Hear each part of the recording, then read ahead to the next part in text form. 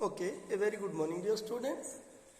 Dear children, we have already read the chapter your simplification of numerical expression. What is numerical expression? How to simplify numerical expression? And we have also read the chapter average. Today, let us discuss few questions on simplification of numerical expression and your average. And see our understanding. Let us see how to apply our understanding to problems in simplifying numerical expression and solving problems on average. Okay, let me discuss one question. Suppose you are given a question, you see, simplify. Suppose the question is simplify. You see, suppose the question is simplify 7 plus 7 into 7 divided by 7 minus 7 again plus 7. You see. Now look at. Children, you already know what is a numerical expression. This expression is clearly a numerical expression. Why it is a numerical expression? Let me tell you once again. This is a numerical expression because it involves some numerals. Numerals means number. 7, 7. Here all the numerals are 7 given. Okay. And it also involves some arithmetic operations. Namely plus, minus, into and divide, addition, subtraction, multiplication. Look at, there is sign of plus, into, divide and minus. You see all the four basic or fundamental operations are there and it involves some numerals. So we call it a numerical expression. And as you know, every numerical expression has a value. So what will be its simplified value? If we simplify this expression, what will be its value? Okay. Now, children, you know what is the technique? You know what is the technique how to solve any numerical expression. What is the rule? There are two rules. Of course, you know one is your BODMAS rule. B-O-D-M-A-S. BODMAS. Bracket of division, multiplication, addition and subtraction. To be followed sequentially. Sequentially means first if there is bracket in the expression, we have to do the work of bracket. But in the present question, there is no bracket. Okay. If after bracket there is of. What is the meaning of in mathematics? Of means multiply. The word of means multiply or to multiply in mathematics.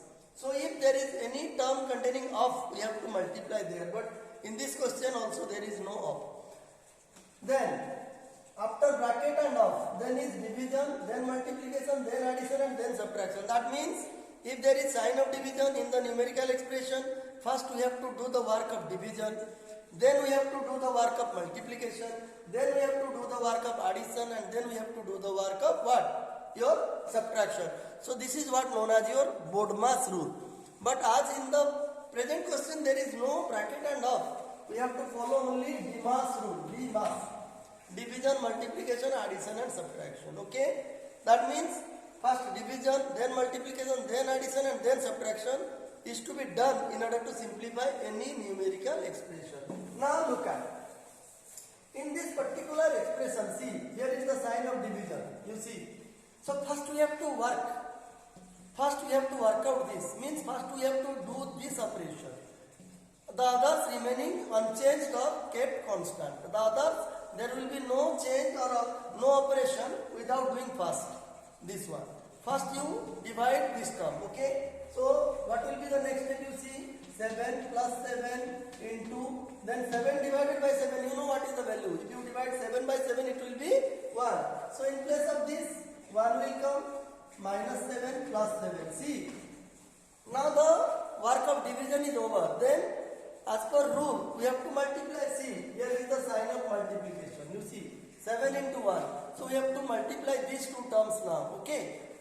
Keeping other things constant. Keeping other things or other terms of the expression constant, we have to multiply these two. So this will be 7 plus 7 into 1 is, you know how much? It will be 7 minus 7 plus 7. Now see, now look at this expression. Now in this expression, there are positive terms as well as negative terms. This term, look at this term or this number or this numeral. This term, this number or this numeral is having which sign? Negative sign. What about these three? First term, second term and third term. Look at. All these three terms are having or all these three numerals are having positive sign. while this numeral 7 has negative sign. So then, as after multiplication, we have to do the work of addition. Okay. So first we have to rearrange.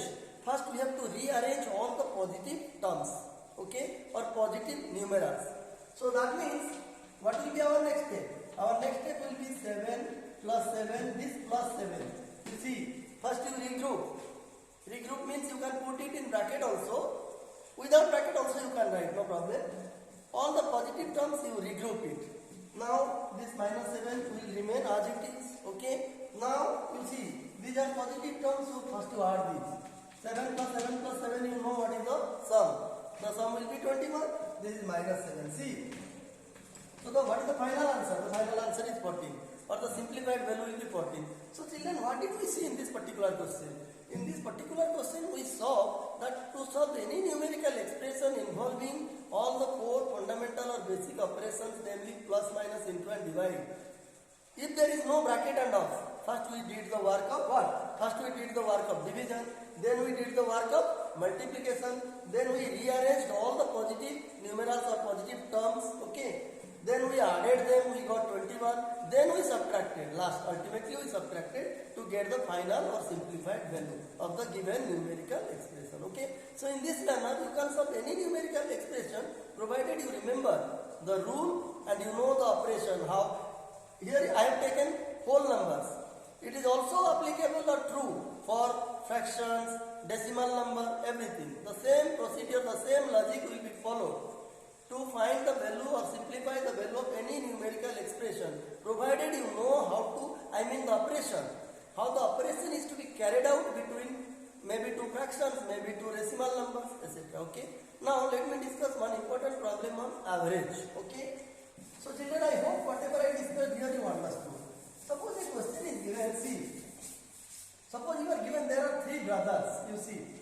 Suppose A, B and C are three brothers. See, they are three brothers. Okay. Now,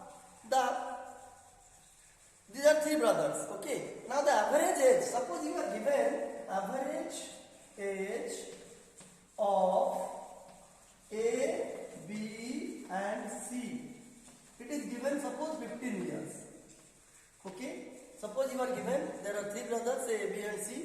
The average age, you know what is the average? Average means it is the sum of addends divided by total number of addends, or sum of observation by total number of observation, etc. etc. We have already read. Now let us apply our understanding to this particular problem. Suppose you are given three brothers A, B and C, and it is given that the average age of these three brothers is say 15 years. Okay. Now, and it is also given that the age of, you see, say age of A, the first brother, it is given say 15 years. Suppose, and age of B, second brother, it is given say 12 years. Okay. So what will be the age of C? How to find out? Age of C will be how much? C. Or C will be of how many years? Okay. C will be of how many years? Let us find out. So in the present question, we are given three brothers A, B and C. We are given the average age of the three brothers say 15 years. And we are also given the individual age, I mean the age of brother A and brother B. But we do not know what is the age of brother C, third brother. So how to find out? Okay. So what is the logic behind this particular problem? Let us analyze. You see, as you are given the average age of three brothers. So what is the first step? The first step is, you see, if the average age of three brothers is given, first we have to find what will be the total age of all the three brothers. Means sum of the ages. What will be the sum or total? You can say sum or total. What will be the sum of age of the three brothers, or the total age of three brothers? What is the formula? I hope you know. The formula is what? We have to multiply. You see, this is the average. This is the average age of three brothers. And how many brothers are there? Three. So if you multiply the average by the total number of brothers, you will get what is the total age or sum of age of the three brothers. So first you find sum of, you see, sum of age of three brothers. First you find out. So how to find the sum of age of three brothers? What is the average? The average is 15. And how many brothers are there? 3. This is the total number of brothers or addends, whatever you say. So if you multiply the average by the total number of addends or observations, it will give you the total age or total or sum, whatever you say. So it will be how many years then? 45 years. Okay. Now we got the total age or the sum of age of all the three brothers. Okay. Now let us consider these two. We are also given the individual age of the first two brothers. What are the individual ages? It is 15 and 12. 15 is the age of A, brother A. 12 is the age of brother B. Now, if 15 and 12 are the ages of brother A and B, so what will be the sum of the ages of A and B? First find out. What is the total age of A and B? You see. Now, after finding the total age of three brothers, now you find total ages of A and B. You can easily find because their individual ages are given. So you add the two, it is 15 plus 12, 27 years, you see. Now this is the total age of the sum of the ages of the two brothers A and B, and this is the total age of the all the three brothers, that is A, B and C. So now tell me how to find the age of brother C or the third brother. Definitely this age is to be subtracted from this age. Sum of the ages of the two brothers must be subtracted from the total age of all the three brothers. Then only we will get the age of the third brother. So age of third brother, therefore age of third brother will be how much? That is C. Third brother will be your 45 minus 27, it is 18 years. Okay.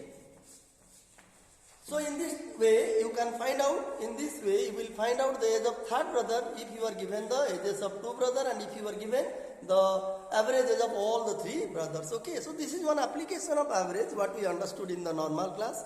Children, I hope whatever two problems I discussed in this particular class you must have understood. Okay, so we will discuss more problems in the next class. Okay, thank you.